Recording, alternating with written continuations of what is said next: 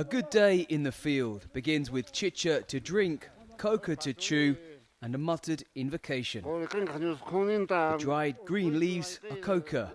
They are the raw material used to make cocaine, but are also sacred to the people of the Andes Mountains. Taken alone, they are a mild stimulant, while chicha is made from fermented maize and is slightly alcoholic. Paying homage to Mother Nature and asking for a good harvest is an ancestral tradition rooted in the unpredictable nature of farming in the Andes. But it may actually give these farmers a natural advantage when facing climate change. Maize has been cultivated here in Lares near Cusco for thousands of years, in one of the highest agricultural systems in the world.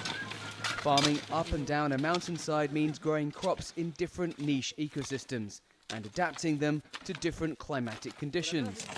All that was before modern-day global warming. When I was little, the sun didn't shine with such intensity as it does now. The temperature was mild. Now we are realizing that the climatic factor is affecting us.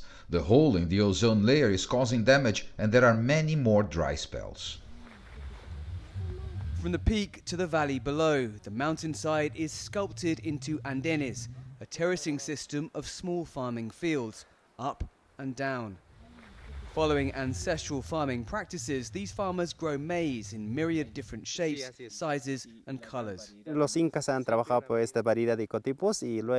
the old days, the Inca grew these ecotypes, and now we continue.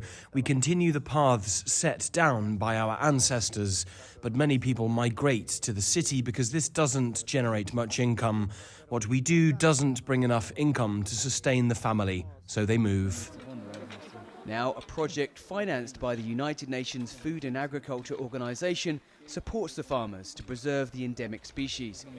Local facilitators help them to find markets for one of the greatest varieties of maize in the world. Peru,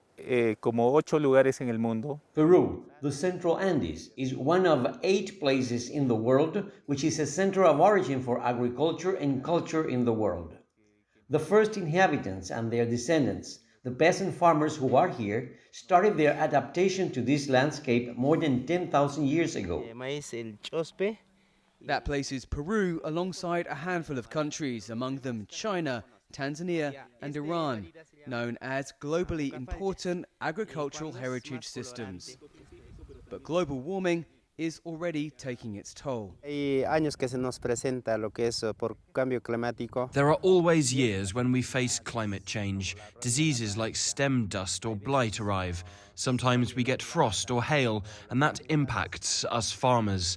That's why we have our seed bank, in order not to lose our maize ecotypes, so that we can recover what we've lost and re-sow those varieties. Behind the door in this simple farmhouse lies a genetic heritage of thousands of years of crop domestication. The types of maize were likely first domesticated here, along with more than 3,000 types of potato, by these farmers' forefathers. It's